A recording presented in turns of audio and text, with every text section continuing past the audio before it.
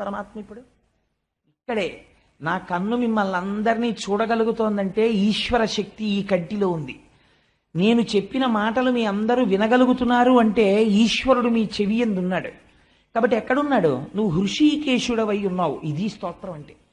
స్తోత్రం అంటే ఏదో పుస్తకం పట్టుకుని చదవడం కాదు. ఈశ్వరుడు యొక్క తత్వమును గుర్తించి పరవశించి అనకుండా ఉండలేక అనగలగడాన్ని స్తోత్రం అంటారు. స్తుతి చెయ్యడం. ఎంత అందంగా మాట్లాడుతోందో చూడండి. కానీ స్వామి నువ్వు అధోక్షజుడవు అంది. అదేమిటి? హృషీకేశుడు అంటే ఇంద్రియములకు బలమును ఇచ్చేవాడు. ఆయనే బలాన్ని ఇస్తున్నాడు. ఆయన ఉండబట్టి కన్ను చూస్తోంది. కానీ ఎవరు శక్తినిస్తే కన్ను చూస్తోందో ఆ కన్ను వెనక్కి తిరిగి ఆయన్ని చూస్తుందా? చూడలేదు. చెవి ఆయన శక్తినిస్తే వింటోంది. వెనక్కి తిరిగి ఆయన యొక్క నామాన్ని లేదా ఆయనని చూడగలదా? చూడలేదు. స్పర్శేంద్రియము ఆయన ఇచ్చిన శక్తి చేత ఒకరు ముట్టుకుంటే తెలుస్తోంది ముట్టుకున్నారని. కానీ ఆయన యొక్క శక్తి ఇందులో ఉన్న ఆయనని స్పర్శేంద్రియము గ్రహించగలదా? గ్రహించలేకపోతోంది. ఇంద్రియములు నీ చేత భాషిస్తున్నాయి, కానీ ఇంద్రియములు నిన్ను మాత్రం కనుక్కోలేకపోతున్నాయి. ఎంత గమ్మత్తుగా అమరిక పెట్టేశావయ్యా. పటకార మన చేత్తో పట్టుకుంటాం, కానీ పటకార ఎప్పుడైనా చేతిని పట్టుకుంటుందా? ఎప్పుడూ పట్టుకోలేదు. ఎప్పుడైనా పట్టుకుంటే గిన్నెని పటకారతో పట్టుకుని దింపుతున్నారు మీరు. కానీ పటకారని తనంత తాను గిన్నె పట్టుకుని వేడిపాల గిన్నెని దింపు అని మీరు అనండి. పటకార వెళ్ళి పట్టుకు దింపుతుందా? దింపదు. ఏది పట్టుకోవాలి? నీ చెయ్యే పట్టుకోవాలి. పటకారని ఎంత విప్పాలో అంత విప్పి ఆ గిన్నె అంచుని పట్టుకుని గట్టిగా పట్టుకుని పాల గిన్నెని కింద పెట్టేంత వరకు పటకారతో ఉంచి మళ్ళీ విప్పి తీసి పటకారని పక్కన పెట్టేస్తున్నారు. కాబట్టి పటకార యందు వేడిపాల గిన్నెని పట్టుకోగలిగినటువంటి శక్తి ఎక్కడి నుంచి వెళ్ళింది? చేతిలోంచి వెళ్ళింది. చేతిలోంచి వెళ్ళి పటకారని పట్టుకుని పటకార ద్వారా గిన్నెని పట్టుకుంటోంది. కానీ ఈ పటకార తిరిగి ఎప్పుడైనా సరే జీవితంలో చేతిని పట్టుకోగలదా? ఎప్పటికీ పట్టుకోలేదు. ఇంద్రియములు ఈశ్వరుడు యొక్క శక్తితో ఇంద్రియం లోకాన్ని చూస్తుంది, కానీ ఇంద్రియము మాత్రం వెనక్కి తిరిగి ఈశ్వరుణ్ణి చూడలేదు. ఇది అలా చూడకుండా ఉండేటటువంటి అమరిక ఇంద్రియముల యందు ఈశ్వరుడు పెట్టేశాడు. అందుకని వీటికి ఏం తెలుసు ఇంద్రియాలకి? ఇది అర్థమైపోయి ఇదండి స్తోత్రం అంటే. కాబట్టి ఇవి ఎక్కడ తిరగగలవు? బయట మాత్రమే తిరగగలవు. ఇవి లోపలికి వెళ్ళగలవా? ఇవి లోపలికి వెళ్ళవు. కాబట్టి ఇవి ఏం చెయ్యాలి? ఈశ్వర దర్శనాన్ని అపేక్షించిన వాడు వాటిని నిరోధించాలంతే. ఈశ్వర దర్శనం కోరినవాడు కన్నులు మూస్తాడు. ఎందుకని? ఇంకా నామరూపాత్మకమైన జగత్తుని చూడడం ఆపాలి. చెవిని వినకుండా వెనక్కి తీసేసుకుంటాడు. వినికిడి శక్తిని ఏదో శబ్దం అవుతుంది, గ్రహించడు. అంటే మరి ఎక్కడ పెట్టాలి ఇప్పుడు ఆ వెనక్కి తీసేసిన శక్తుల్ని? మనస్సులో పెట్టేస్తాడు తీసుకెళ్ళి. ఇప్పుడు ఈ శక్తులన్నీ మనస్సులో పెట్టాడు. మరి మనస్సును ఎక్కడ పెట్టాలి? ప్రయత్నపూర్వకంగా ధ్యానంలో పట్టుకెళ్ళి భగవంతుడి ముందు పెడతాడు. పెట్టడానికి ఇప్పుడు భగవంతుడు ఎక్కడ కనపడతాడు? కళ్ళు మూస్తే జ్ఞాననేత్రంతో చూస్తాడు. అందుకని జ్ఞాననేత్రం ఇక్కడ ఉంటుంది. ఇక్కడ ఆ మనస్సుకు సంబంధించినటువంటి ఆజ్ఞాచక్రం ఉంటుంది. అందుకని అక్కడ కుంకుమ ధరిస్తారు. ఆజ్ఞాచక్రమునందు ధ్యానమునందు దృష్టిని నిలిపి తాను పూర్వం ప్రార్థనా శ్లోకంలో ఏ మూర్తిని ధ్యానం చేశాడో ఆ ధ్యానమును అనుసరించి ఆ మూర్తి దర్శనము చేస్తాడు. ఒక గాయత్రి చేస్తారు. ముక్తా విద్రుమహేమలీ లధవళఛాయైర్ముఖై స్త్రీక్షణై యుక్తామిందు నిబద్ధరత్నమకుటాం తత్వార్థవర్ణాత్మికాం గాయత్రీం వరదాం అని ఆ శ్లోకం చెప్పేసిన తర్వాత అటువంటి రూపాన్ని వెంటనే ఇక్కడ చిత్రించుకుంటాడు. ఇలా కళ్ళు మూసేస్తాడు. ఇంకా చెవిని విననివ్వడు. ఇప్పుడు ఈ మనస్సు ఎక్కడ పెట్టేశాడు? ఎర్రటి అమ్మవారి పాదాలు, ఆవిడ కట్టుకున్న ఎర్రటి చీర, ఆ చీర కుర్చీళ్ళు జీరాడుతుంటే అమ్మవారి పాదాలకు ఉన్నటువంటి కంకణములు, దాని మీద పెట్టినటువంటి తామర పువ్వులు తన తల తీసుకెళ్లి అమ్మవారి పాదాల మీద పెట్టి అమ్మవారి చల్లటి పాదాలు తన లలాటమునకు తగులుతుంటే ఆ స్పర్శ సుఖాన్ని అమ్మవారి పాదములు తన తలకి తగిలినటువంటి అనుభూతితో ఆనందపడిపోతూ కూర్చుంటాడు.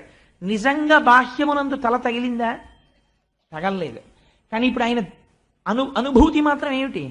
అమ్మవారి పాదస్పర్శను అనుభవిస్తున్నాడు. ఇది శంకరాచార్యుల వారు సౌందర్యలహరిలో చెప్తారు. కథాకాళీ మాత కథయ కలితాలక్తకరసం పిబేయం విద్యార్థి తవ చరణ నిర్వేజన జలం విద్యార్థి అన్నమాట వేశారు శంకరాచార్యుల వారు. అమ్మ నేను ఇప్పుడు తాగుతానమ్మా నీ కాళ్ళు కడిగిన నీళ్లు అన్నారు. అమ్మ కాళ్ళు కడిగిన నీళ్లు మీకు ఎలా దొరుకుతాయి? అమ్మవారి కాళ్ళు దొరికితే.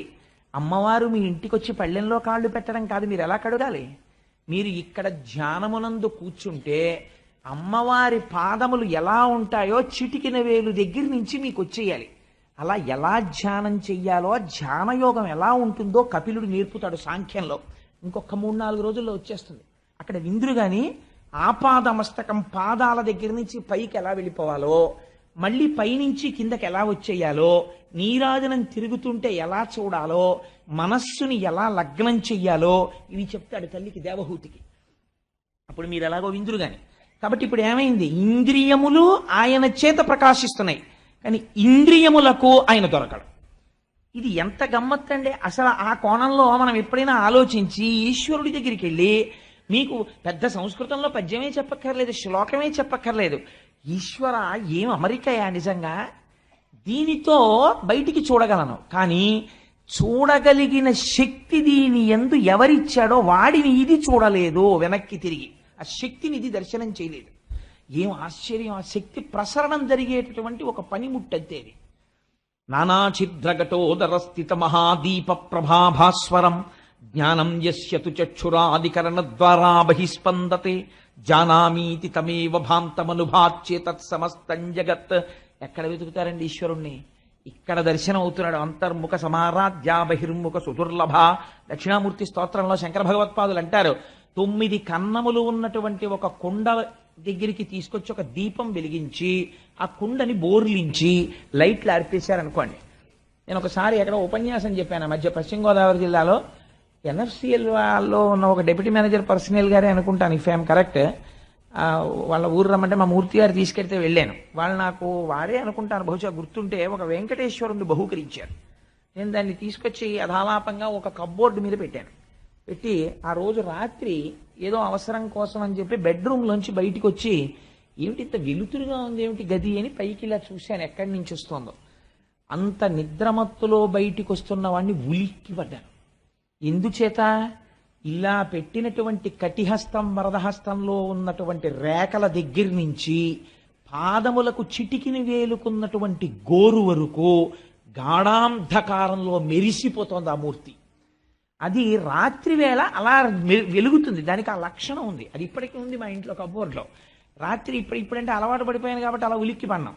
ఆ హాల్లోకి వస్తే ఎంత చీకటి ఎక్కువైపోతే ఆయన అంత ప్రకాశించేస్తుంటాడు. ఇప్పుడు ఆయనకి తోడు ఇంకో ఆయన కూడా వచ్చాడు, వినాయకుడిని ఇచ్చారు ఎవరో, ఆయన అలాగే ప్రకాశిస్తుంటాడు. ఇప్పుడు ఆ హాల్ ఏమైపోతుందంటే రాను రాను రాత్రి లైట్లన్నీ ఆర్పేస్తే వీళ్ళిద్దరి కాంతితో వెలిగిపోతుంది. కాబట్టి నేను ఈ మాట ఎందుకు చెప్పాను అంటే, నానాఛిద్రఘటోదర స్థిత మహాదీప ప్రభాభాస్వరం. మీరు చూదురుగానిలేండి అమ్మ, కంగారు పడకండి. ఒక 9 కన్నాలు ఉన్నటువంటి కుండలో దీపం పెట్టి ఆ కుండ బోర్లించారనుకోండి, ఈ దీపము యొక్క కాంతి చీకట్లో 9 కన్నాల్లోంచి బయటికి కొడుతుంది ఫోకస్ కింద. కొట్టినట్టే ఇక్కడుంది దీపం. ఆ దీపపు కాంతి వాడు ఈశ్వరుడు. ఇక్కడున్నాడు నీవారస్సు కవత్తన్ వీపీతాభాస్వత్యనూపమా. దాని కాంతి ఊర్ధ్వమూలమధశాయి, పైకి కిందకి ఆ ఫోకస్ కొడుతోంది. అది కొడుతోంది కంట్లోకి, కన్ను చూస్తోంది. అది కొడుతోంది చెవులోకి, వింటోంది. అది స్పర్శేంద్రియంలోకి వస్తోంది, అరికాల దగ్గర నుంచి మెదడు వరకు అన్ని ముట్టుకుంటే చెప్తున్నాయి ముట్టుకున్నాడు ముట్టుకున్నాడు ముట్టుకున్నాడని. ఆయన యొక్క భాష అక్కడి నుంచి వస్తోంది జ్ఞానం.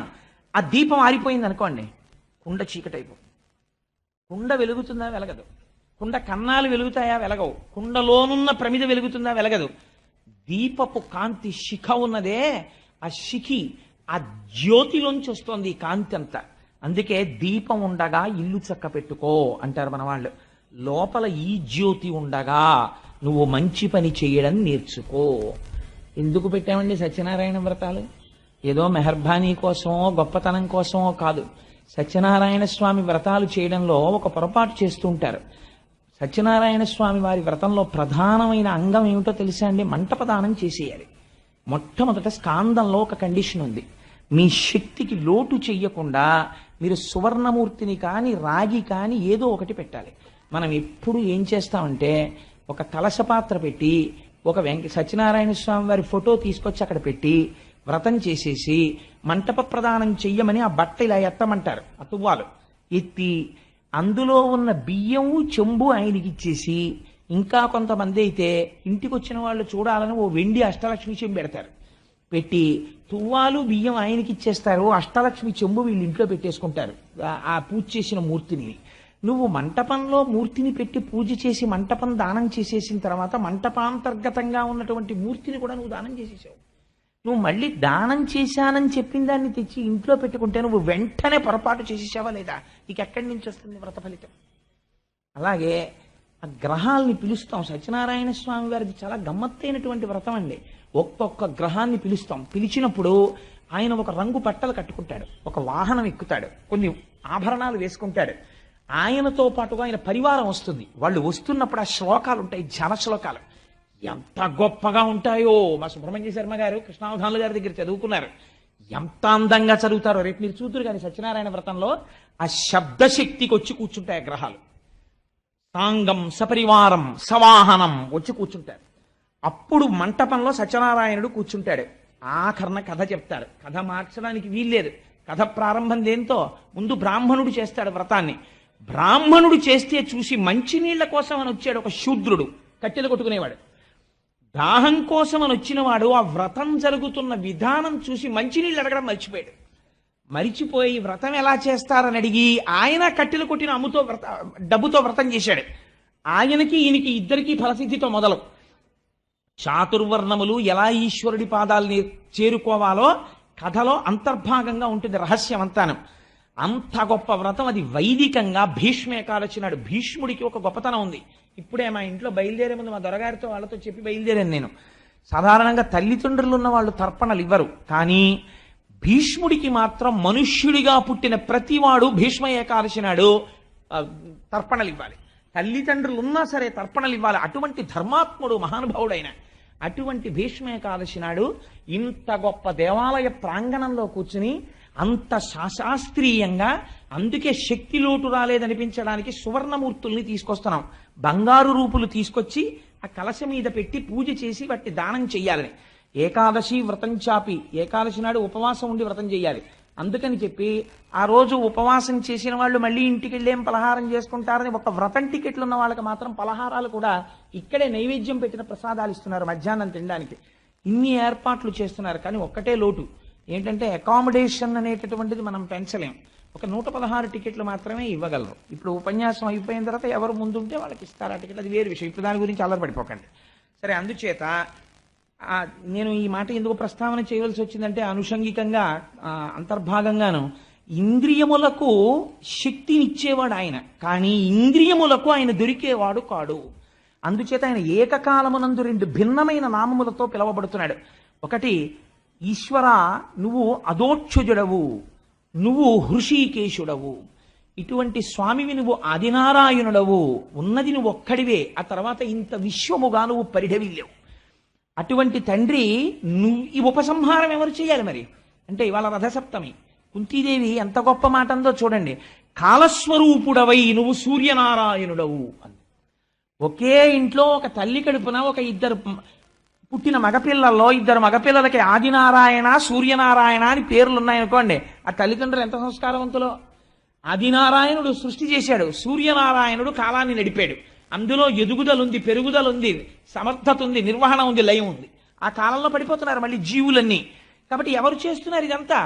ఆదినారాయణ సూర్యనారాయణ 2గా ఉండి ఇవి చేస్తున్నవాడివి నువ్వే. పేర్లు 2, తత్వం ఒక్కటే. ఏం ఆశ్చర్యం తండ్రి, ఎంత గొప్పవాడివి నువ్వు. ఇన్ని చేసేటటువంటి నిన్ను ఎవరు దర్శనం చెయ్యగలరు?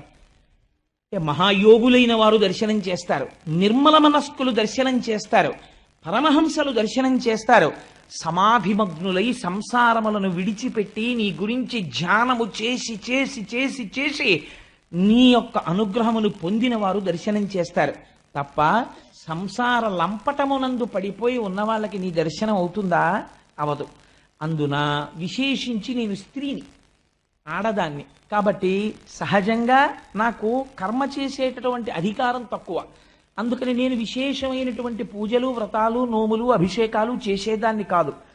అజ్ఞురాలిని అంటే పెద్దగా జ్ఞానం ఉన్నదాన్ని కాను. ఇటువంటి నాకు శ్రీమన్నారాయణుడవైన నీవు పరమహంసలు చూడలేని తత్వాన్ని ఈ మాంసనేత్రము చూడలేదు.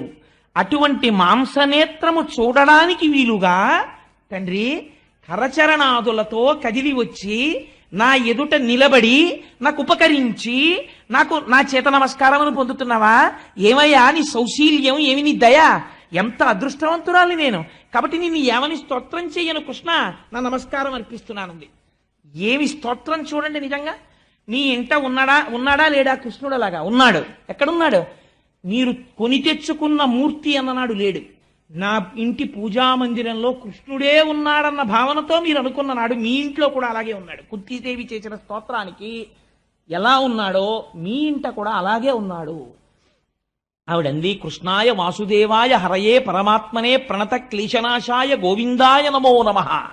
కృష్ణ, నువ్వు అంతటి వాడివి. శ్రీకృష్ణ యుధభూషణ నరసఖ శృంగార రత్నాకర లోకద్రోహి నరేంద్ర వంశదహన లోకేశ్వర దేవతానీక బ్రాహ్మణ గోగణార్తిహరణ నిర్వాణ సంధాయక నీకు నృత్యద త్రుంపవే భవల తల్లిచాను కంపానిధి. ఎంత గొప్ప పద్యం అండి. నిజంగా ఆవిడ ఎటువంటి స్తోత్రం చేసిందో చూడండి.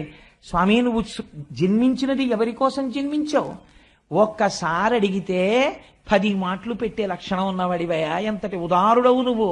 అందుకే పెద్దాపురంలో ఉన్న అమ్మవారికి మరిడెమ్మ తల్లి అని పేరు. ఒక్కసారి వెళ్ళి ఆవిడ మ్రోల నిలబడి అడిగితే మళ్ళీ అడిగాడా అడగలేదా అని చూడకుండా మళ్ళీ మళ్ళీ పెట్టడం అలవాటైన తల్లి కాబట్టి మరిడెమ్మ తల్లి. అటువంటి తల్లి ఎలా పెడుతుందో అలా కృష్ణ భగవానుణ్ణి సుతపుడు పృష్ణి అనబడేటటువంటి 2 తపస్సు చేశారు. భగవానుడు ప్రత్యక్షమయ్యాడు. ఏం కావాలి మీకని అడిగాడు. వాళ్ళు విచిత్రమైన కోరిక కోరారు. నీలాంటి కొడుకు కావాలన్నారు. నాలాంటి కొడుకు పుట్టాలంటే నేను తప్ప ఇంకోడు లేడు సృష్టిలో, కాబట్టి నేనే పుడుతున్నాను మీ కడుపునన్నాడు. ఏం చెయ్యాలి? ఓసారి అడిగారు కాబట్టి పుట్టేస్తానని పుట్టేయాలి. ఇంత ఆర్తితో ఇంత తపస్సు చేసి నన్ను చూసి నాలాంటి కొడుకు కావాలన్నారు కదా, నీ ముచ్చట తీరడానికి 3 మాటలు పుడతానండి. ఎవరంటారండి? మనందరం ఏమంటాం?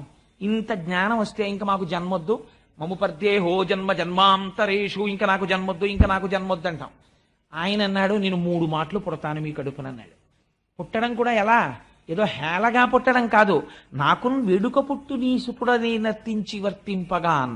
అమ్మా, నీ కడుపులోంచి బయటికి వచ్చి నీ కొడుకుని అనిపించుకుని ఆడుకుని నీ ఒళ్ళో పడుకుని నీ పాలు తాగి అజ్ఞానంతో ఉన్న పిల్లవాడు ప్రవర్తించినట్టు ప్రవర్తించి నువ్వు ఇలా చేయి పట్టుకుని హాయ్ కృష్ణ అని ఇలా వేలు చూపిస్తే బెంగ పెట్టేసుకుని ఏడుస్తూ నించోవాలమ్మా. అలా కోరికగా ఉంది, అలా పుడతానమ్మా అన్నది. ఎంత దయాశాలివయ్యా నువ్వు. అలా పుట్టావా? సుతపుడు పృష్ణి గర్భుడు అన్న పేరుతో ఒకసారి పుట్టావా? 2వసారి అదితి కశ్యపులకు వామనమూర్తిగా పుట్టావా? 3వసారి దేవకీ వసుదేవులకు కృష్ణ భగవానుడిగా పుట్టావా? ఏమాశ్చర్యం. నువ్వు పుట్టింది బంధనంలో పుట్టావు. నువ్వు బంధనంలో పుట్టి నీ తల్లిదండ్రుల యొక్క బంధనములు తీసేశావు. అంతకుముందు వాళ్ళు కారాగారంలో ఉన్నారు. నీవు జన్మించి ఏం చేశావు? ఎవరైతే వాళ్ళని ఖైదు చేశారో ఆ ఖైదు చేసిన వాళ్ళని నిర్జించావు, వాళ్ళని ఓడించి నీ తల్లిదండ్రులైన దేవకీ వసుదేవుల్ని చెరసాల నుంచి విడిపించావు. కృష్ణ, నీ అనుగ్రహం లేనినాడు పాండవులకి మాకు బ్రతుకెక్కడుంది? భగవంతుని యొక్క స్తుతి అంటే అస్తమానం ఏదో స్తోత్రం చెయ్యడం కాదండి. స్తుతి అంటే నీకు చేసిన ఉపకారము ఈశ్వరుడి వలన జరిగినది అని గుర్తిరిగి కృతజ్ఞతను ఆవిష్కరించుట అంతే స్తోత్రం అంటే. నాకు ఆఫీసులో ఓ ప్రమోషన్ వచ్చింది అనుకోండి, పైకి నేను మా ఆఫీసర్ గారికో నా కొలీగ్స్కో ఎవరికో కంగ్రాట్స్ అంటే ఓసారి చేయి కలిపి థ్యాంక్ యూ అనొచ్చు. కానీ అసలు థ్యాంక్స్ చెప్పవలసింది ఎవరికో తెలుసా అండి? ఈశ్వర, ఇన్ని కోట్ల మంది ఉద్యోగం లేకుండా తిరుగుతున్న రోజుల్లో ఆఫ్టర్ ఆల్ నేను చదువుకున్న BCom PG diploma in industry relations personnel మేనేజ్మెంట్కి నాకు ఉద్యోగం ఇచ్చి నా కాళ్ళు చేతులు నా మేధ దెబ్బతినకుండా నన్ను కాపాడి నాకు ప్రమోషన్ ఇచ్చి నువ్వు ఈ ఉద్యోగంలో ఉండడానికి అర్హుడివి అని నా చేత అనిపించి నాకు అధికారం ఇచ్చి నన్ను 10 మంది చూసి నమస్కరించేటట్టు చేసినటువంటి స్వామివి నువ్వు కదా. నీ అనుగ్రహం లేనినాడు నాకు ఇది ఎక్కడి నుంచి వస్తుంది? నాకు ఇటువంటి అనుగ్రహం ఇచ్చి నేను 10 మంది చేత గౌరవింపబడుతుంటే నన్ను నమ్ముకున్నందుకు నిన్ను ఇంత గౌరవింప చేశాను చూసావా అని నువ్వు పొంగిపోతున్నావా? స్వామి నీకు నా కృతజ్ఞతలు, నమస్కరిస్తున్నాను అని మీరు సంస్కృతంలో చెప్పక్కర్లేదు, మౌనంగా మనస్సుతో చెప్తే దానికి పొంగిపోతాడు ఆయన. ఇది చెప్తోంది కుంతీదేవి. ఆవిడంది, శ్రీకృష్ణ యదుభూషణ నరసఖ శృంగార రత్నాకర, స్వామి నువ్వు మాకెంతటి ఉపకారం చేశావయ్యా. ఒకానొక నాడు మొత్తం పాండవులందరినీ తీసుకెళ్లి నాతో సహా లక్క ఇంట్లో పెట్టి ఆ ఇల్లు అగ్నిహోత్రానికి సమిధగా పారేసి మమ్మల్ని నిర్జించాలని దుర్యోధనుడు ప్రణాళిక రచన చేశాడు. కానీ ఆనాడు నేను లక్క ఇంట్లో కాలిపోకుండా కాపాడినవాడెవరు? నువ్వు. భీముడికి విషాన్నం పెట్టారు, నీటిలో తోసేశారు, ఆ భీముడు మరణించకుండా కాపాడినవాడివెవరు? నువ్వు. ద్రౌపదీదేవిని భర్తలు 5 ఎదురుగుండా చూస్తూ ఉండగా ఓడిపోయారు మీరు అనేటటువంటి మాట అడ్డుపెట్టి బోనులో పెట్టిన సింహాల్ని పెట్టినట్టు ధర్మం అనేటటువంటి పాశము చేత కట్టి కూర్చోపెట్టి అంతవంటి తేజోమూర్తులు అపర యమధర్మరాజు, అటువంటి ధర్మరాజు అక్కడ కూర్చునున్నాడు. గదాదండమును తిప్పితే అగ్నిహోత్రమును సృష్టించి కొన్ని వేల తలలు పగలగొట్టగలిగిన భీమసేనుడున్నాడు. గాంధీవమును చేతపట్టి 2 చేతులతో బాణాలు ప్రయోగించగలిగిన సర్వశస్త్రాస్త్ర సంపన్నుడైన అర్జునుడున్నాడు. అంత గొప్ప వీరులైన నకులు సహదేవులున్నారు. 5 పత్ని అయి మహాపతివ్రత అయిన ద్రౌపదిని నిండు సభలోకి ఈడ్చి దుశ్శాసనుడు బట్ట లాగేస్తుంటే ఎవరు రక్షించగలిగారు? గోవిందా అని పిలిస్తే పరిగెత్తుకొచ్చి రక్షించిన వాడివి నువ్వు. లేనినాడు మా పాండవ వంశానికి మర్యాద ఎక్కడుంది, గౌరవం ఎక్కడుంది? స్వామి నువ్వు మా వంశానికి రక్షకుడేవు. ఆనాడు అలా రక్షించావు. ఈనాడు పాండవ వంశం అంతరించిపోయింది. ఉత్తరాగర్భమునందున్నటువంటి పిండం మీద వేసేశాడు ఆ బ్రహ్మాస్త్రాన్ని. బయట నిలబడినటువంటి పాండవులకు తెలియదు బ్రహ్మాస్త్రం వచ్చి పడిపోయిందని. అటువంటి స్థితిలో ఉత్తరాగర్భంలోకి ప్రవేశించి మళ్ళీ మా వంశాన్ని నిలబెట్టావు. నువ్వు 1, 2 నువ్వు చేసిన ఉపకారాలు. నాకు అన్నిటికన్నా చాలా ఇష్టమైన విషయం ఏమిటో తెలుసా కృష్ణ? కుంతీదేవి స్తోత్రం చేస్తుందండి. ఎంత గొప్ప మాట అంది తల్లి. నిజంగా ఇంత గొప్పవాడివి, ఇన్ని చెయ్యగలిగిన వాడివి, ఇన్ని లీలలు చేసిన కృష్ణ, నిన్ను నేను అంత గొప్పవాడివని ఇలా చూడ్డం కన్నా నాకు ఏది ఇష్టమో తెలుసా? నీ లీలలన్నింటిలో ఏమీ తెలియని ఒక అమాయకురాలై గొల్ల పొడుచై పెరుగు చిలుక్కోవడం మాత్రమే అలవాటైనటువంటి ఒక గోపిక, నేను నీ అమ్మని నిన్ను కట్టేస్తానని వెంట పడితే భయపడిపోయిన వాళ్ళ పరిగెత్తి ఆఖరికి అమ్మ పమిట జారిపోతుంటే, పువ్వులు రాలిపోతుంటే, కొప్పు విడిపోతే, అయ్యో పాపమ్మ అమ్మ నన్ను పట్టుకోవడానికి పరిగెత్తి అలిసిపోయిందని అమ్మ మీద దాక్షిణ్యంతో దొరికిపోతే, లక్ష్మీదేవి కౌగిటికి దొరకని వాడివి, సనకసనందనాది మహర్షులకు దొరకని వాడివి, వేదములకు దొరకని వాడివి, ఋషులకు దొరకని వాడివి, ఒక అబల చేతికి చిక్కితే సాక్షాత్తు పరబ్రహ్మమును నేను పట్టుకున్నానని తెలియక మోకాళ్ళ మీద కూర్చుని ఎడంచేత్తో ఇలా చేయి పట్టుకుని ఇలా చూపుడు వేలు చూపించి కట్టేస్తాను కృష్ణ, కొట్టేస్తాను కృష్ణ అంటుంటే, నీ డొక్కలు ఎగిసి పడిపోతుంటే, కళ్ళల్లోంచి ఇలా నీళ్లు కారిపోతుంటే, ఇలా చెయ్యి పెట్టి నలిపేస్తుంటే, అరిచెయ్యి నలుపు, బుగ్గలు నలుపు, కళ్ళు నలుపు, బుగ్గలు ఎరుపెక్కిపోయి ఇలా ఇలా ఇలా ఒదిగిపోయి భయంతో అమ్మా నన్ను కొట్టకే అని ఆ రోజున నువ్వు భయపడిపోయినటువంటి లీల నా కళ్ళల్లో ఉంది కృష్ణ. ఎంత లీల చేశావయ్యా ఆ రోజున. నువ్వు నటించిన భయం చూసి భయానికి భయం వేసింది అది కుంతీదేవి. కృష్ణ అది నా మనస్సులో ఉండిపోయిందండి. అందుకే ఆవిడ కర్మబంధములు తెగిపోయాయి. ఉలూకల బంధన వృత్తాంతం ఎవరు వింటారో వాళ్ళ కర్మపాశములు తెగిపోతాయి. దశమస్కంధంలో వస్తుంది ఉలూకల బంధన వృత్తాంతం. అటువంటి మూర్తివి నువ్వు నా కన్నులలో ఉండిపోయావు కృష్ణ. నాదొక్క కోరిక, యాదవులందు పాండు సుతులందు నధీశ్వర నాకు మోహ విచ్ఛేదము చేయుమయ్య, ఘనసింధువు చేరిడి గంగభంగి నీపాద సరోజ చింతనముపై అనిశంబు మదీయ బుద్ధి అచ్చాదర వృత్తితో గదియగనట్లు చేయగదయ్య ఈశ్వర.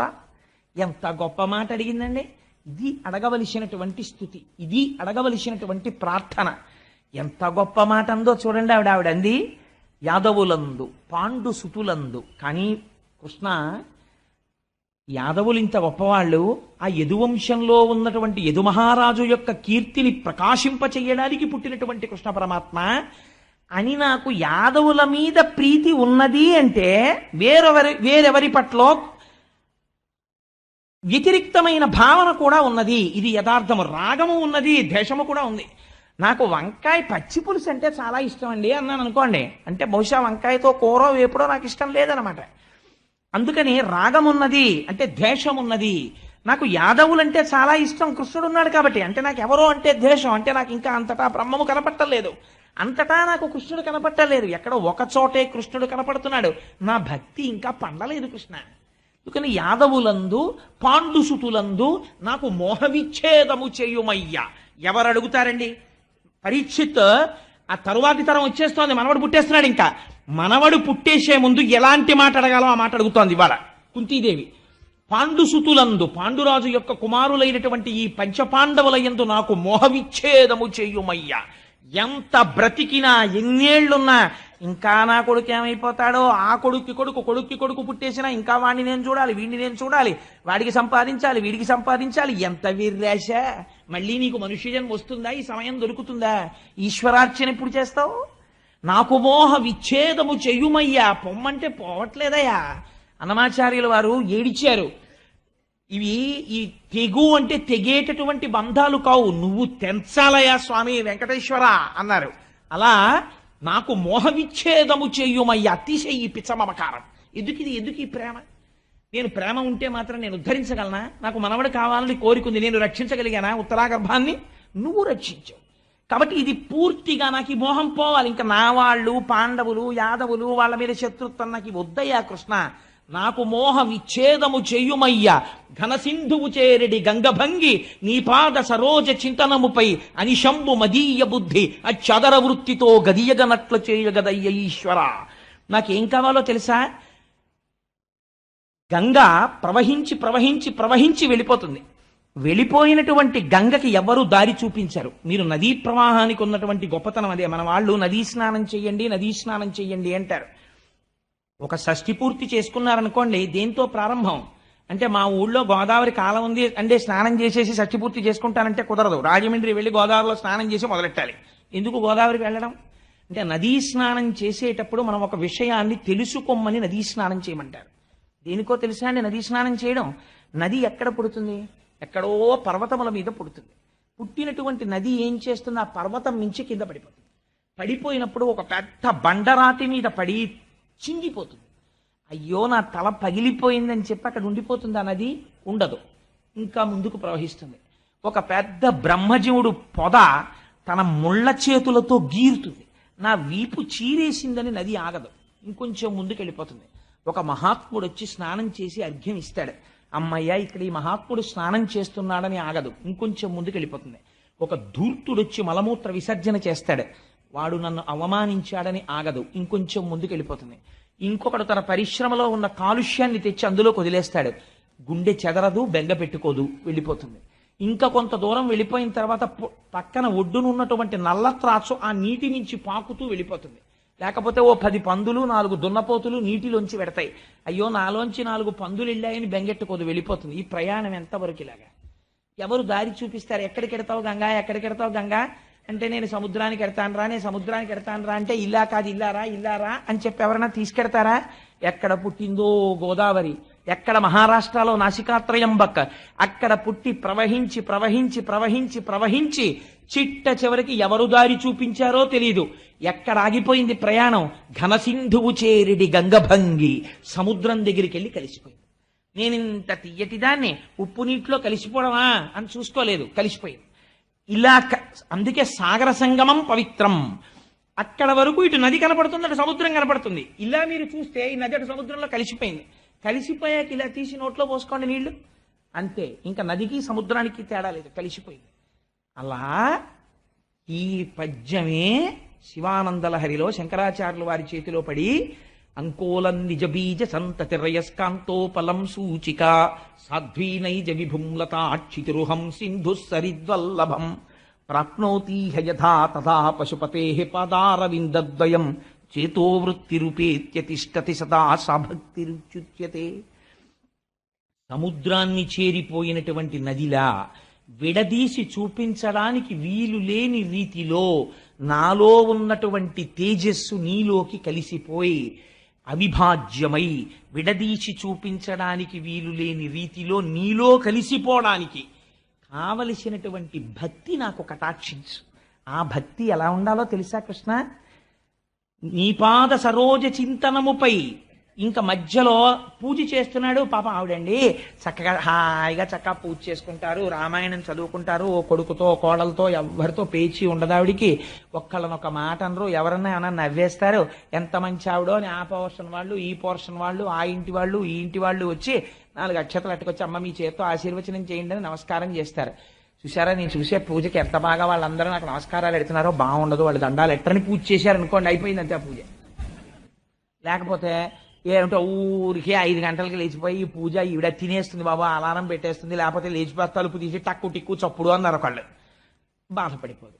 లోకుల్నంగని మెచ్చని అలుగని లోలోన నిందించని చీకాకున్బడని మహాత్ముడనని జేలొగ్గని మూకీ భావమునన్ తిట్టని త్రోయని నీ కారుణ్యము కలిగి ఉండినను అంతే చాలునో శంకర.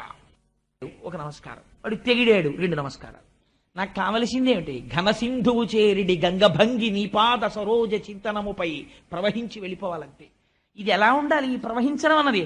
అత్యాదర వృత్తితో. రేపు శనివారం అండి, తెల్లవారకట్లు లేచి 5 గంటలకి సుప్రభాతం చేసుకోవాలి, ఈ శనివారం ఒకటి బాబు అస్తమానం వచ్చేస్తుంది, చచ్చిపోతున్నాను లేవలేక అని విసుక్కుని వచ్చేసింది శనివారం అని 5 గంటలకు అలారం కొట్టేటప్పటికి అనవసరంగా పెట్టుకున్నాను ఈ అలవాటు సుప్రభాతం చేయడం, లేవలేకపోతున్నాను, ఏం చేస్తాను అని మళ్ళీ ఏమన్నా వెంకటేశ్వర స్వామి వారు విని, ఆహా నా సుప్రభాతం నీకంత బరువు అయిపోయిందా అని ఏమన్నా చేస్తాడేమో అని భయం వేసి ఇలా లెంపలేసుకుని ఏమిటో నాయన సంసారంలో ఉన్నాను ఏదో అంటాను పట్టించుకోకు అని మళ్ళీ వెళ్ళి పూజా మందిరంలో కూర్చున్నటువంటి పూజ దేనికోసం? ఎందుకు ఆ పూజ? అందుకోసం కాదు. మన్మూర్ధ్నికాళియపనే వికటాట వీషు శ్రీ వెంకటాద్రిశిఖరే శిరసశ్రుతీనాం చిత్తేప్యనన్య మనసాం సమమాహితౌతే శ్రీ వెంకటేశ చరణౌ శరణం ప్రపద్యే అని నువ్వు శరణాగతి చేస్తుంటే నీ మనస్సు రమించిపోవాలి. ఒక్కొక్క శ్లోకం చదువుకుంటుంటే స్వామి మీద అబ్బా యోషా గణీనవరదగ్ని విమధ్యమాని ఘోషాలయేషు దిబంధన తీవ్ర ఘోషా రోషాత్ కలిం విదధతే కకుభశ్చ కుంభా శ్రీ వెంకటాచలపతే తవ సుప్రభాతం అని ఎప్పుడు చదువుతారని మనసు ఉరకలు వెయ్యాలి. వెంకటేశ్వర రా లే అంటే లేవపోతే నీకు గుర్తుందా?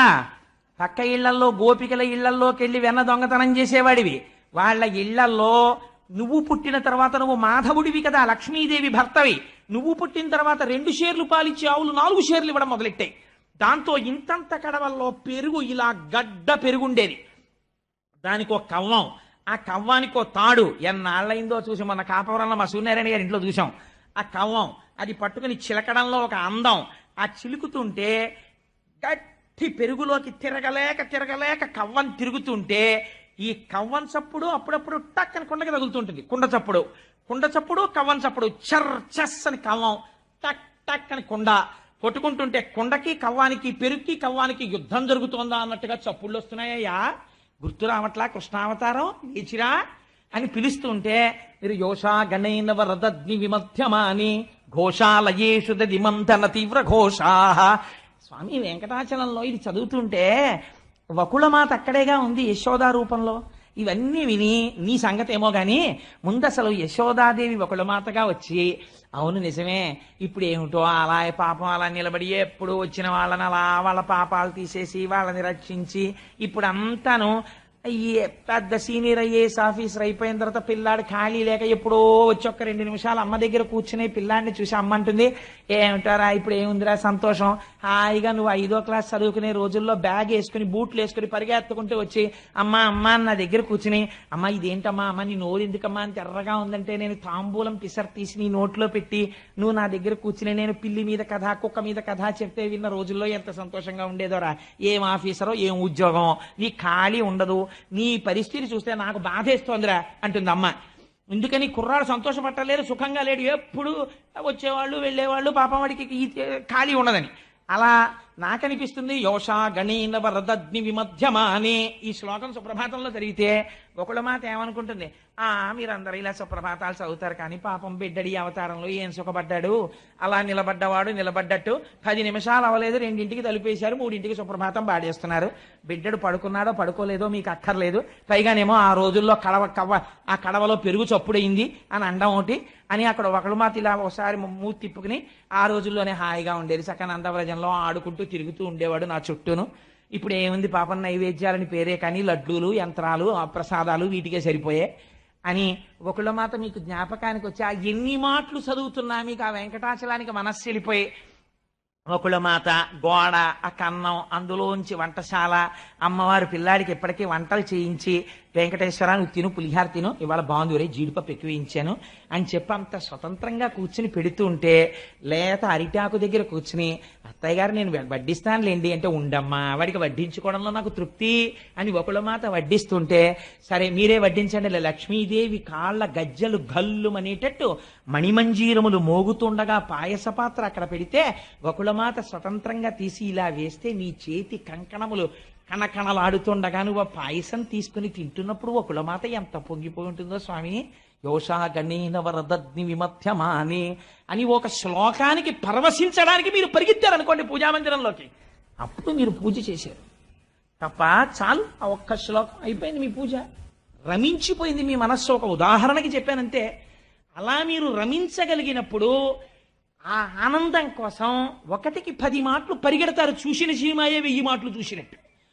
మళ్ళీ వెళ్ళి అబ్బా తెల్లారిపోతుంది వెళ్ళిపోయి ఏమిటి బాగా తెల్లారిపోయింది 8 గంటలకి లోపలికి వెళ్ళి కూర్చున్న ఆకాశ సింధుక మలాని మనోహరాణి అని కిటికీలోంచి చూసేటప్పటికీ ఎండపొడొచ్చి నా మీద పడిపోయి ఏమిటది తెల్లవారుజాము 4 గంటలకి నేను స్నానం చేసి గబగబా బాల్కనీలోంచి పూజామందిరంలోకి వెళ్ళిపోతూ ఆకాశం వంక చూస్తే ఇంకా ఎర్రటి ఆకాశం చెట్ల మీద చిలకల యొక్క పలుకులు ఆ కూతలు వినపడుతుంటే ఆకాశ సింధుక మలాని మనోహరాణి ఆదాయ పాదయుగమర్చ అని ఆ సుప్రభాతంలో శ్లోకాలు చదువుకుంటుంటే నా మనసు రంజిల్లిపోవాలని మీరు చదువుకుని ఏదో ఓ శ్లోకం దగ్గర మీరు ధ్యానంలోకి వెళ్ళిపోయి ఆనందపడిపోతూ అలా యోషా గణేన వరదగ్ని విమధ్యమాని అంటుంటే విని విని విని విని విని విని విని ఆవిడ లేచి ఆఖరికి ఏమిటో యోషా గణేన వరదగ్ని విమధ్యమాని 5 నుంచి చదువుతున్నారు 6 అయింది తర్వాత శ్లోకం చెప్పండి అంటే అప్పుడు గుర్తొచ్చి ఓహో ఇందాక నుంచి యోషా గణేన వరదగ్ని విమధ్యమానయే అని పొంగిపోయి పాడి చేసేసావే ఎంత ఆనందం అనుభవించాను ఆ శ్లోకంలో అని మళ్ళీ మీరు చదువుకుంటే అప్పుడు మీరు పూజ చేశారు.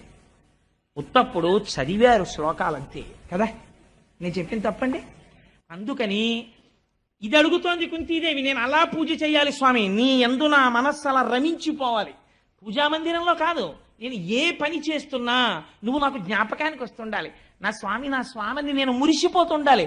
ఎక్కడైనా నది ఆగిందావో రాత్రి ఆగలేదే, నా మనస్సు ఎందుకు ఆగాలి నీ పాద స్మరణము నుంచి?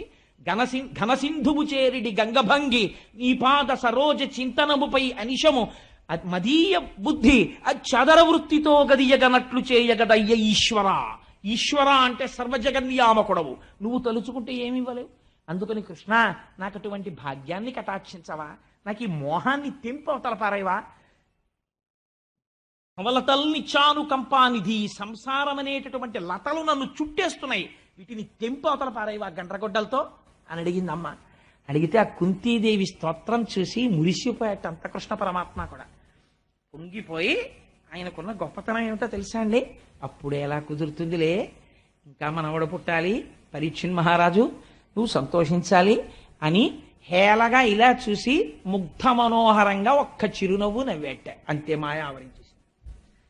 ఈ కృష్ణ భగవానుడు అంటే ఇంత స్తోత్రం చేసిన ఆవిడని కూడా ఆ చిరునవ్వు యొక్క మందహాసంలో ఆ మందహాసపు కాంతులలో మైమరిచిపోయేటట్టు చేసేసాడు. ఆ వైకుంఠం క్యూ కాంప్లెక్స్ లో కూర్చుని 50 మాటలు అంటాడు. టీటీడీ వాళ్ళు ఇలా మార్చాలండి అలా మార్చాలండి ఇంతసేపు ఏంటండి అంటాడు. తీరా లోపలికి ఎడతాడు.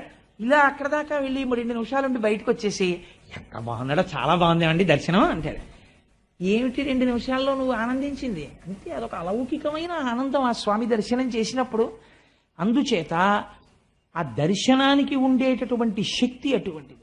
అందుచేత స్వామి నిరంతరము నాకు అలా నీ గురించి భావన చేసేటటువంటి అదృష్టాన్ని కటాక్షించవా, ఘనసింధువు చేరిడి గంగభంగి అని కుంతీదేవి అడిగితే స్వామి చిరునవ్వు చిందించి బయలుదేరి ద్వారకా నగరానికి వెళ్ళిపోయారు. వెళ్ళిపోయిన తర్వాత 10 నెలలు పూర్తయిన తర్వాత ఉత్తరాగర్భము నుండి పరీక్షిన్ మహారాజు ఉదయించాడు. పోతన గారు అంటారు, ఒక అద్భుతమైనటువంటి మాట అంటారు. ప్రకటితమైన దైవయోగమున పాండవ సంతతి అంతరించగా వికలతనొంతనీక ప్రభవిష్ణుడు కృష్ణుడు అనుగ్రహించి నృపాలకబాలు బ్రతికించే కావున శాబకుడింకా శత్రు సంహారకుడైన విష్ణురాతుడను పేర ధరిత్రిని ప్రసిద్ధికి నెక్కే పూజ్యుడై అన్నారు. ప్రకటితమైన దైవయోగమున పాండవ సంతతి అంతరింపగా, అసలు యథార్థమునకు ఈశ్వరుని యొక్క అస్త్రము, ఆ బ్రహ్మాస్త్రమును ప్రయోగించినప్పుడే పాండవ సంతతి అంతరించిపోయింది. ఆ వంశం అక్కడితో అయిపోయింది. అసలు కాజ్ అండ్ ఎఫెక్ట్ థీరీ తీస్తే బ్రహ్మాస్త్రాన్ని ప్రయోగించగానే పోయిందంతే. ఎందుకంటే బ్రహ్మాస్త్రమునకు ఉండే గౌరవం అటువంటిది. హనుమ అంతటి వారు కట్టుబడ్డారు.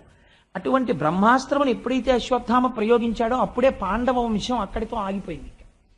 కానీ ధర్మరాజు గారంతటి వాడు, నాకు వంశం లేదు, ఇంకా నా తర్వాత పూజా మందిరంలో నీరాజనం ఇచ్చేవాడు లేడు గోత్రనామాలతో అని బెంగ పెట్టుకోవలసిన అవసరము లేకుండా ఎటువంటి మాట వేశారో చూడండి పోతన గారు. ప్రకటితమైన దైవయోగమున పాండవ సంతతి అంతరింపగా వికలతనొందనీక ప్రభవిష్ణుడు కృష్ణుడు అనుగ్రహించి శాబకు బ్రతికించి. ఎవరిని బ్రతికించాడే? తనని తాను రక్షించుకోవడం చేతకాని వాణ్ణి తాను రక్షించాడే, గర్భస్థమైన పిండాన్ని. శాబకు బ్రతికించే కావున నృపాలక బాలుడింకా శాత్రవాంతకుడైన విష్ణురాతుడను పేర ప్రసిద్ధికి నెక్కె ధరిత్రిని పూజ్యుడై. కృష్ణ భగవానుని యొక్క అనుగ్రహము చేత బ్రతికింపబడి బయటికి వచ్చినటువంటి పిల్లవాడు కనుక ఇది పెద్దవాళ్ళు పేరు పెట్టడం అంటే ఎంత అందంగా పెట్టాడో చూడండి. హుచ్ హచ్ అని పేర్లు ఎడితే పిల్లల జీవితాలు కూడా అలాగే ఉంటాయి. నేను నిన్నన ఎక్కడో చూశాను, మనం ఎప్పుడో రైల్వే స్టేషన్లో కూర్చుంటే ఒక ఆవిడ పిల్లాన్ని పిలుస్తోంది. ఆ నెల్లూరు రైల్వే స్టేషన్లో టింకు టింకు అని అరిచింది. అంటే వాళ్ళ పిల్లాడు ఇంకోళ్ళ కుక్క పిల్ల కూడా పరిగెత్తుకొచ్చింది. అంటే అవతల ఆవిడ యొక్క కుక్క పిల్ల పేరు టింకు, ఈవిడ బిడ్డని పిలుచుకుంటున్న పేరు టింకు. ఒక కుక్క పేరుకి ఈవిడ బిడ్డడి పేరుకి తేడా ఏం లేదు. అంత అందంగా పేర్లు పెట్టుకుంటున్నారు ఇవాళ రేపు. ఒక పేరు పిలిస్తే ఇంట్లో ఐశ్వర్యము పరిఢవిల్లాలి, ఒక పేరు పిలిస్తే నీ జన్మ సాఫల్యమును పొందాలి. ఎందుకనంటే పోతన గారు ఒక చోట అంటారు, మీరు విందురు కానీ అజామిలోపాఖ్యానం విందురు కానీ ఎంత అద్భుతంగా చెప్తారో పోతన గారు. పేరు పెట్టి బిడ్డని పిలిచిననైనా, పిల్లాన్ని పిలిచినా సరే, హాస్యకేళినైనా, హాస్యం కోసమైనా సరే, విశ్రామ కేళినైనా, ఆడుకుంటూ సరదాగా ఒరే మాధవైలరా అన్నా సరే ఏమైపోతుందో తెలుసా అండి? కమలనయ్యను తలుప కలుషహరము. ఈశ్వరుడి పేరు పిలవగానే మీలో ఉన్న పాపం పోతుందంతే. ఆ నామమునకున్న శక్తి అటువంటిది, నామం అంత గొప్పది. ఆ పేరు పెట్టుకోవడంలో ఉంది అదృష్టం. ధర్మరాజు గారు అంటే ఎటువంటి మహానుభావుడండి. ఇవాళ రేపు మనం తెలుసుకోవాల్సినవి భాగవతంగా వినేయడం కాదండి, కొన్ని విషయాలు తెలుసుకోవాలి. ఇవాళ నేను కొంతమందిని చూస్తూ ఉంటాను, తల్లి తండ్రి బ్రతికుంటారు, కొడుకు శుభలేఖ వేసుకుంటాడు పెళ్లికి. ఏమన్నా తెలుసా అండి? తల్లి లేరు, తండ్రి లేడు. మా చిన్నతనంలో ఒక ముష్టివాడు వచ్చేవాడు, అమ్మా నాకు తల్లి వల్లాహానాం, అమ్మా నాకు తండ్రి వల్లాహానాం. అంటే వల్లాహానం అంటే లేడనిలా ఉంది బహుశా. నాకు తల్లి లేదు, నాకు తండ్రి లేడు, నాకు అన్న లేడు, కాబట్టి ఎందుకు వచ్చానంటే భిక్షానికి వచ్చానన్నట్టు. నాకు తల్లి లేడు, నాకు తండ్రి లేడు, పైన ఓ దేవుడు బొమ్మ ఉండదు, ఓ శ్రీరస్తు ఉండదు, శుభమస్తు ఉండదు, అవిఘ్నమస్తు ఉండదు, పిలిచేవాడు లేడు, నాకు చాంద్రమానం తెలియదు, స్వస్తి స్త్రీ చాంద్రమానం లేదు, ముహూర్తం లేదు, నా అంతటి నేను స్వయం భూలింగల్లా పుట్టాను, ఎవరికి పుట్టానో నాకు తెలియదు, అందుకని దిక్కులేని ఇంకోతి నాకు దొరికింది, అందుకని వెడ్ ఇంకోతిని. కాబట్టి మీ అందరూ ఎవరు? అన్నం లేక బాధపడుతున్న దరిద్రులు. కాబట్టి మీరేం చేస్తారు? అక్షతలు ఏం వెయ్యక్కర్లేదు, మీకు అంత తపశ్శక్తి లేదు, మీరేం చేస్తారు? మీ అందరికీ అన్నదానం చేస్తున్నాం, 10కి 12కి మధ్యలో లంచ్, వచ్చి అన్నం తిని వెళ్ళిపోండి. ఓ శుభలేఖ వేస్తాడు, అది శుభలేఖ. అది పట్టుకొచ్చి పెద్దలకు ఇవ్వడానికి వాడు ఎంత సిగ్గుపడాలి. ఏంట్రా ఇది, నేను ఇలా రాయిచ్చా ఇవ్వచ్చా అని వాడు సిగ్గుపడాలి. వాడు అది వేసుకుని చాలా గొప్పగా నేను శుభలేఖ రాశానని వాడు అది పట్టుకు తిరగడం. ఇది ఎప్పుడైనా మన పిల్లలకి మోడల్కి పనికొస్తుంది, ఎంత బాగుందో చూడు, కొత్తగా ఎలా ఉందోనో అని మనం దాచుకోవడం, భగవద్గీత దాచుకున్నట్టు. ఎక్కడి నుంచి వస్తుందండి సంస్కారం రమ్మంటే పిల్లలకి? ధర్మరాజు గారు పెట్టాడు పేరు, మహానుభావుడు. విశ్వరాతుడను పేర, విష్ణురాతుడను పేర. ఈ పిల్లవాడు మరణించవలసిన వాడు అమ్మ కడుపులోని. ఎందుకు బ్రతికాడో తెలుసా? శ్రీ మహావిష్ణువు యొక్క అనుగ్రహం చేత బ్రతికాడు. విష్ణువు అనుగ్రహము చేత బ్రతికినవాడు కనుక వీడిని పిలిచినప్పుడల్లా మాకు గుర్తు రావాలి మా స్వామి అనుగ్రహం. స్వామి నీ అనుగ్రహం వల్ల మా వంశం నిలబడిందని మాకు గుర్తు రావాలి, అందుకని వీడిని ఏమని పిలుస్తామో తెలుసా, విష్ణురాతుడని పిలుస్తాం. ఎలా పెట్టాడో చూడండి పేరు. ఇప్పుడు ఏం చూస్తున్నాడు, ఏది చేస్తున్నా ఈశ్వరానుగ్రహాన్ని చూసుకుంటున్నాడు ధర్మరాజు గారు. అన్నయ్య ఆ పేరు వదిలే అన్నయ్య, మోడర్న్ నేమ్స్ ఏం పెడదామన్నయ్య అనలేదు అర్జునుడు అదృష్టవశాత్తు. కాబట్టి ఆయన ఒప్పుకున్నాడు. విష్ణురాతుడను పేర ధరిత్రిని ప్రసిద్ధికి నెక్కే పూజ్యుడై. అందుచేత ఈ భూమండలమునందు విఖ్యాతి వహించాడు పరీక్షిత్ మహారాజు. ఆ పరీక్షిత్తు పుట్టిన తర్వాత ఒక గమ్మత్తు జరిగిందిటే, అంటే యథాలాపంగా కలిసిపోయింది కాబట్టి ఇక్కడ చెప్పేస్తాను. ధర్మరాజు గారు సింహాసనం మీద కూర్చుని రాజ్యసభలో అందరూ సభ తీరి ఉండేవారు. లేక లేక లేక లేక దక్కిన ఒకే ఒక్క నలుసు ఉత్తరాధికారి రాజ్యానికి వంశానికి. అందుకని ఎంతో ప్రేమతో తొడ మీద కూర్చోబెట్టుకుని ధర్మరాజు గారు సింహాసనం మీద కూర్చుని ఉండేవాటే. ఈ పిల్లాడు అందరినీ ఇలా చూస్తుండేవాటే. ఎందుకురా ఇలా చూస్తాడు వీడు అందరినీ, వీడికి ఏమన్నా దృష్టి లోపమా అనుకునేవారేమో. కానీ అలా అనుకునేంత వెర్రివాళ్ళు ఏం కారుగా పాండవులు. వాళ్ళు కనిపెట్టారు, ఎందుకు ఇలా చూస్తుంటాడు ఈ పిల్లాడు, ప్రతివాణ్ణి ఇలా పరీక్షగా చూస్తాడు సభలో, ఎందుకు అలా చూస్తూ ఉంటాడు అని. ఎందుకు చూస్తాడో తెలుసా అండి, తన తల్లి కడుపు లోపలమును చూసిన ప్రభువు ఈ విశ్వమున నెల్ల కలడని బాలుండు పరికించి చూడగా ఆ ఎలగు జనులు పరీక్షిన్నరేంద్రుడనిది నరేంద్ర అన్నారు పోతన గారు.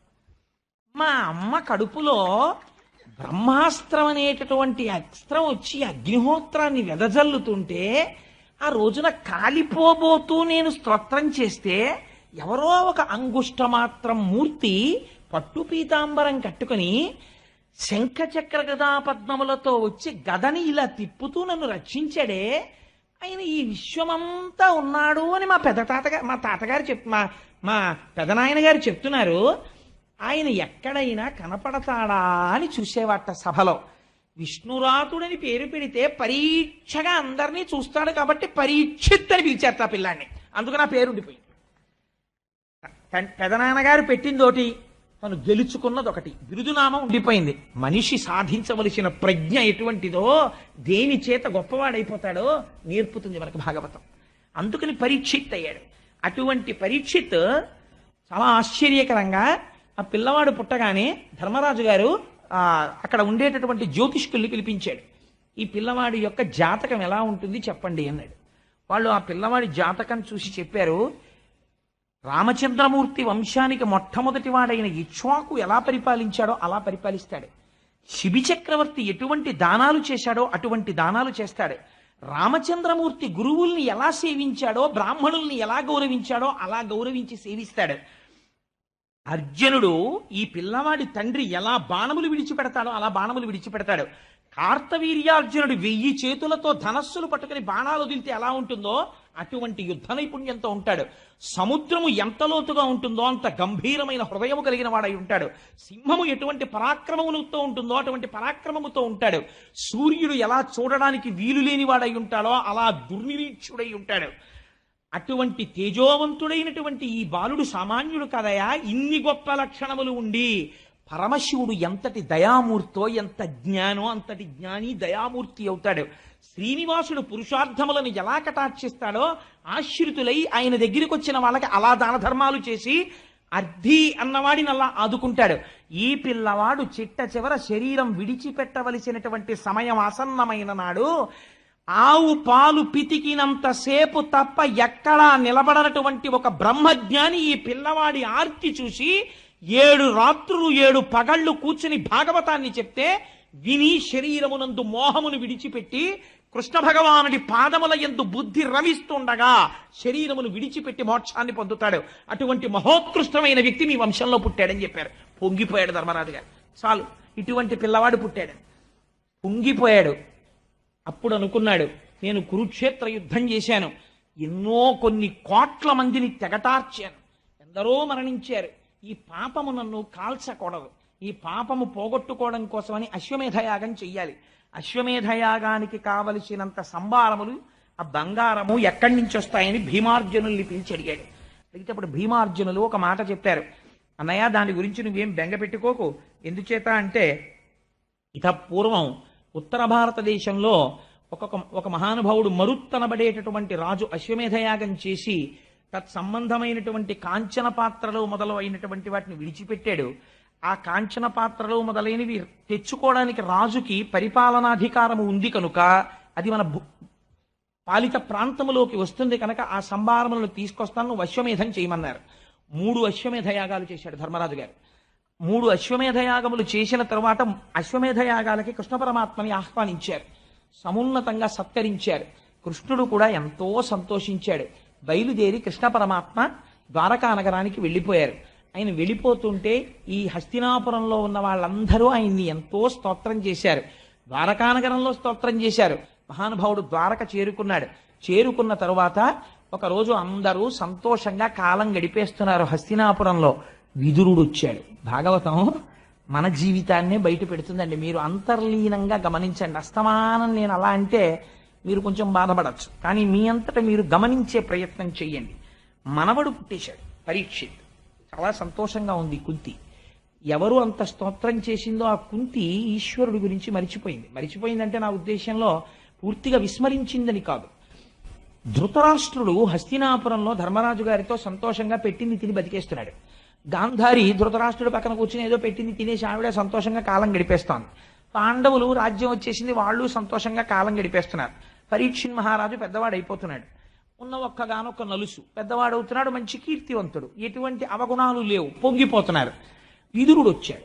ఎప్పుడు రావాలో అప్పుడు వస్తాడు విదురుడు. విదురుడు రావడంలో భారతంలో ఒక గమ్మత్తు ఉంటుంది. ఎందుకంటే విదురుడు వస్తే మీరు గుర్తుపెట్టుకోండి, మృత్యువు గురించి మాట్లాడుతుంటాడు. ఎందుకు మాట్లాడతాడంటే విదురుడు యమధర్మరాజు యొక్క అంశం. ఎప్పుడు ఈ శరీరం పడిపోతే ఏం జరుగుతుందో, ఎంత జాగ్రత్తగా ఉండాలో చెప్తుంటాడు.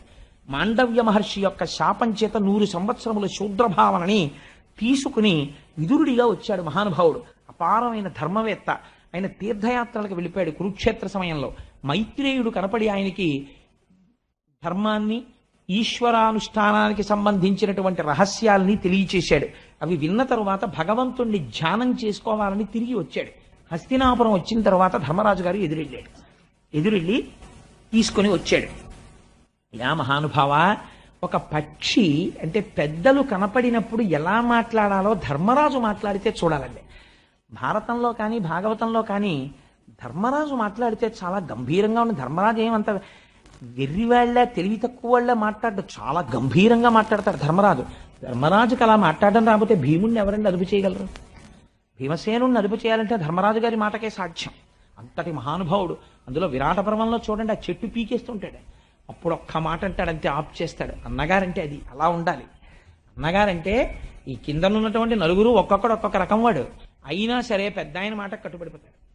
ఈ గౌరవం వాళ్ళకుంది, అలా ఉంచగలగడం ఆయనకి తెలుసు. అది అన్నదమ్ములంటే అలా ఉండాలి భారతంలో. చూడండి, ధర్మరాజు విదురుడికి ఎదురెళ్ళి స్వాగతం చెప్పి అర్ఘ్యపాద్యాదులు ఇచ్చి స్నానం చేశాక చక్కటి భోజనం చేసి విశ్రమించిన తర్వాత పాద సంవాహనం చేస్తూ కాళ్ళ దగ్గర కూర్చుని అంటాడు, మహానుభావ, మీరు చాలా కాలానికి తిరిగి వచ్చారు, మా అదృష్టం. మేము చిన్న పిల్లలుగా ఉండగా మా తండ్రి గారు మరణిస్తే ఒక పక్షి తన పిల్లల్ని ఎంత జాగ్రత్తగా రెక్కల కింద పెట్టుకుని కాపాడి తాను తీసుకొచ్చిన ఆహారాన్ని నోట్లో పెడుతుందో అలా మమ్మల్ని కాపాడారు. లక్క ఇంట్లో పెట్టి మమ్మల్ని కాల్చేద్దాం అనుకున్నప్పుడు, అనేకమైన ప్రయోగాలు చేసి మమ్మల్ని సంహరించాలనుకున్నప్పుడు మీరు ధర్మాన్ని వివరణ చేశారు. సర్వకాలములయందు మా రక్షణ కోరుకున్నారు, మా వృద్ధి కోరుకున్నారు. అటువంటి మీరు ఎన్నో క్షేత్రములను పర్యటించారు. తీర్థయాత్ర చేసి వచ్చిన వాడి విషయంలో ఎలా ఉండాలో భాగవతం చెప్తుంది. తీర్థయాత్ర చేసి వచ్చినటువంటి వాడి పాదములకు నమస్కరిస్తే, ఏ పాదములకు వీడు నమస్కరించాడో యువతలవాడు తీర్థయాత్ర చేయకపోయినా తీర్థయాత్ర చేసి వచ్చిన వాడి పాదములకు నమస్కరించడం చేత ఆయా క్షేత్రములలోని దేవతల యొక్క అనుగ్రహం కలుగుతుంది. మీరు ఏ ఏ తీర్థములు తిరిగారు, ఏ ఏ తీర్థములను వసించి తిరిగి మీరే ఏ గిరుల్ కృమ్మినారని ఆ మనుచరిత్రలో ప్రవరాక్షుడు అడుగుతాడు. అలా మీరు ఎక్కడెక్కడికి వెళ్ళారు, ఏమేం చూశారు, మాకు చెప్పవలసింది అని అడుగుతాడు. విదురుడు ఎంతో సంతోషిస్తాడు. పెద్దవాళ్ల దగ్గర మాట్లాడవలసినటువంటి విధానంలో మాట్లాడతాడు ధర్మరాజు. సంతోషించి ఆయనతో మాట్లాడి పంపించిన తరువాత ధృతరాష్ట్రుడు ఒక్కడే కూర్చుని ఉంటాడు. కూర్చుని ఉండగా వస్తాడు విదురుడు. వచ్చి ఒక మాట అడుగుతాడు, ఇది భాగవతం. అందుకే భాగవతం కొన్ని కోట్ల జన్మల తర్వాత మాత్రమే వింటారు. భాగవతం విన్న ఫలితం ఉట్టినే పోదు అనడానికి కారణం అదే. ఆయన అన్నాడు, ఏమయ్యా అంధుడా అని పిలిచాడు. ఓ కళ్ళు లేనివాడా, నువ్వు ఒక విషయం మరిచిపోయావేమో అని నేను అనుకుంటున్నాను అన్నాడు. ఏమిటి అని చూశాడు ధృతరాష్ట్రుడు. అవమానించాడు విదురుణ్ణి కురుక్షేత్రానికి ముందు. అన్నాడు, నీకు జ్ఞాపకం ఉందా, దుర్యోధనుడు తొడలు విరిగిపోయి కురుక్షేత్రంలో పడిపోయిన తరువాత ఇంకా బ్రతకాలన్న కోరికతో నీ పిల్లలతో ఎన్నో మాటలు పాండవుల్ని చంపాలని ప్రయత్నం చేసి వాళ్ళకి రావలసిన రాజ్యభాగాన్ని నువ్వు పెదనాయన వయ్యుండి కూడా కబళిస్తే, ఆ పిల్లలు ధర్మంగా యుద్ధం చేసి రాజ్యాన్ని సంపాదించి నీవారన్నవారు మిగలకుండా చంపేవతల పారేస్తే, దిక్కు లేక వాళ్ళ పంచన చేరితే అన్నానికి భీముడు అన్నాడు ఆ రోజున, పుట్టుగ్రుడ్డి, నీ బిడ్డలకి నీతి చెప్పలేక వాళ్ళని చంపడానికి కారకుడు అయ్యావురా, ఇంకా బ్రతుకుదామని పిండం తినడానికి మా ఇంటి మీద పడ్డావా అని అడిగాడు. ఎంత మరిచిపోయి బ్రతకడానికి ఇంకా ఇక్కడ చేరి తిరిగి బతుకుతున్నావురా అని అడిగాడు. కళ్ళు తిరిగిపోయాయి ధృతరాష్ట్రుడికి. నీకు ఇంత వయస్సు వచ్చింది, నీ కళ్ళ ముందు బిడ్డలు వెళ్ళిపోయారు, నీవారన్నవాడొక్కడు లేడు. ఎవరు నశించిపోవాలని కోరుకున్నావో వాళ్ళు అన్నం పెడుతున్నారు నీకు, తింటున్నావు. దేనికి తింటున్నావు? ఇంకా బ్రతికేద్దామని. అలా తినేసి కూడా బ్రతికేస్తావురా? నీ ఒళ్ళు ముడతలు పడిపోయింది, నీ కళ్ళు పుట్టుకతో కనపడవు. ఇలా ఎన్నాళ్ళు ఉంటాయి అనుకుంటున్నావు ప్రాణాలు? చచ్చిపోతావు. ఇక్కడ ఉన్నా చచ్చిపోతావు, ఉండకపోయినా చచ్చిపోతావు. బుద్ధి మరల్చుకోవడం నేర్చుకో. ఎందుకు ఈ బ్రతుకు నీకు? నా మాట విని ఉత్తర క్షణం లేచి ఉత్తర దిక్కుకు వెళ్ళిపో. ఎవ్వరి కోసం చూడకు. వెళ్ళిపోయి ఇన్నాళ్ళు బ్రతికిన దుష్ట బ్రతుకు చాలు నీకు. ఇప్పటికైనా నా మాట విను. వెళ్ళిపోయి ఈశ్వరుడి యందు మనస్సు చేర్చి ప్రాణములను ఆహుతి చేసేయి. అందులో చేసేసి యోగ మార్గంలో ఈశ్వరుణ్ణి చేరిపో. లేకపోతే నువ్వు చేసిన పాపాలకి ఎన్ని జన్మలు ఎత్తవలసి ఉంటుందో అన్నాడు. వెంటనే లేచి, గొప్ప మాట చెప్పావయ్యా, నిజమే. ఇంకా నేను ఎవరి కోసం బ్రతకాలయ్యా? భీముడు మొదలైన వాళ్ళు పెడుతున్నటువంటి ఈ నెత్తుటి కూడు తిని ఇంకా బతికేస్తున్నానా సంతోషంగా? నిద్ర పడుతోందా? ఛీ, రోత పుట్టిందయ్యా, వెళ్ళిపోతున్నానన్నాడు. ఒక వయస్సు వచ్చేసిన తరువాత మనిషి దృష్టి దేని మీదకి వెళ్ళిపోవాలో విదురుడు చెప్తున్నాడు. విదురుడు ధృతరాష్ట్రుడికి చెప్పట్లేదు, కళ్ళు మూసుకుపోయిన అందరికీ చెప్తున్నాడు. కదండి, నేను తప్పన్నానా? లేదు కదా. ఎటువైపుకి వెళ్ళవలసిన అవసరం ఉందో, ఇంకా శరీరం పడిపోయే టైం దగ్గరికి వచ్చేస్తున్నప్పుడు ఇంకా కోడల మీద దెప్పుళ్ళు, కూతురు మీద దెప్పుళ్ళు, పెద్ద కోడల ఇంటికి వెళ్ళి రెండో కోడల మీద నేరాలు, రెండో కోడల ఇంటికి వెళ్ళి పెద్ద కోడల మీద నేరాలు, గుళ్ళోకి వెళ్ళి కూడా నలుగురిని కూర్చోపెట్టుకుని తన వాళ్ళ మీద నేరాలు.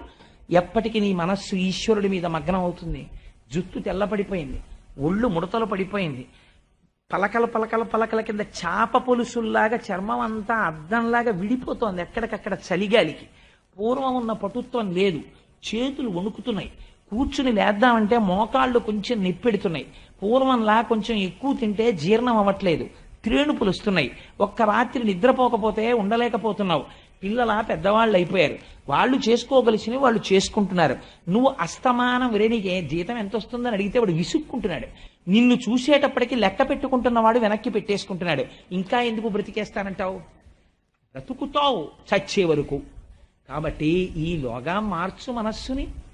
అలా కాకపోతే ధృతరాష్ట్రుడు అయిపోతావు అని నేర్పుతున్నాడు విదురుడు. ఈ మాటలు చెప్తే బయలుదేరిపోయాడు ధృతరాష్ట్రుడు. అంతే, గాంధారికి కూడా చెప్పలేదు. ఇది విచిత్రం. గాంధారికి కూడా చెప్పకుండా అంతఃపురాన్ని విడిచిపెట్టి పుట్టుగ్రుడ్డివాడు తడువుకుంటూ ఉత్తర దిక్కుకు వెళ్ళిపోయాడు. వెళ్ళిపోతే భర్త వెళ్ళిపోతున్నాడని పసిగట్టింది గాంధారి. పసిగట్టి ఆయనతో పాటుగా వెళ్ళిపోయింది. వెళ్ళిపోయిన తరువాత మరునాడు ఉదయం ధర్మరాజు గారు స్నానానుష్ఠానములన్నీ పూర్తి చేసుకున్న తర్వాత ప్రతిరోజు వచ్చి పెద్ద తండ్రి గారిని ధృతరాష్ట్రుడికి గాంధారికి తల తాటించి నమస్కరించేవాడు. మీరొక్కటి జ్ఞాపకం పెట్టుకోండి. భాగవతంగా వినకండి. మీరు దేవాలయానికి ప్రదక్షిణం చేశారా చెయ్యలేదా? అక్కర్లేదు. మీరు ఈశ్వరుడి పూజ చేశారా చెయ్యలేదా? అక్కర్లేదు. తల్లి తండ్రి కనీసం ఇద్దరిలో ఒకరైనా బ్రతికున్నవాడు అదృష్టవంతుడు. ఎందుకని? ప్రత్యక్షంగా దేవుడు నీ ఎదట తల్లిదండ్రులుగా ఉన్నాడు, వాళ్ళ పాదములకు నీ శిరస్సు తాటించి నమస్కరించగలిగితే 33 కోట్ల దేవతార్చన నువ్వు చేసేసినట్టే. కళ్ళు లేని పెద్ద తండ్రి తన్ని చంపాలనుకున్న వాడికి ధర్మరాజు నమస్కరించాడు. నువ్వెందుకు నీ కన్న వాళ్ళకి నమస్కరించలేవు? నమస్కరించిన నాడు భాగవతం పుట్టిన దేశంలో పుట్టాననిపించుకోవడానికి నీకున్న నైతిక అర్హత ఏమిటి? ఇది భాగవతం యొక్క ప్రశ్న. ధృతరాష్ట్రుడికి నమస్కరించేవాడు. ఆ రోజు కూడా ధృతరాష్ట్రుడికి నమస్కరించడానికి అంతఃపురానికి వచ్చాడు, కనపడలేదు. కనపడకపోతే బెంగ పెట్టుకుని ఏడ్చాడు ధర్మరాజు. నేను తమ్ముడి బిడ్డండి, నా వలన ఏదో అపకారం జరిగి ఉంటుంది, నా వలన ఏదో పొల్లు మాట జారిపోయి ఉంటుంటుంది. నా పెద్ద తండ్రి అంధుడు, పాపం వృద్ధుడు, బిడ్డలందరూ మరణించారు. వీళ్ళ వల్ల నేను ఇంకా సుఖపడలేనని ఏ అఘాయిత్యం చేసుకోవడానికి విడిపోయాడో నాకు చాలా బెంగగా ఉంది. నా పెద్ద తల్లి గాంధారీ మాత కనపట్టలేదు. అయ్యయ్యో, నేను ఎంత పొరపాటు చేశానో, నా తల్లిదండ్రులు వెళ్ళిపోయారని ధర్మరాజు అంతటి వాడు ఏడ్చాడు. ఈ దేశం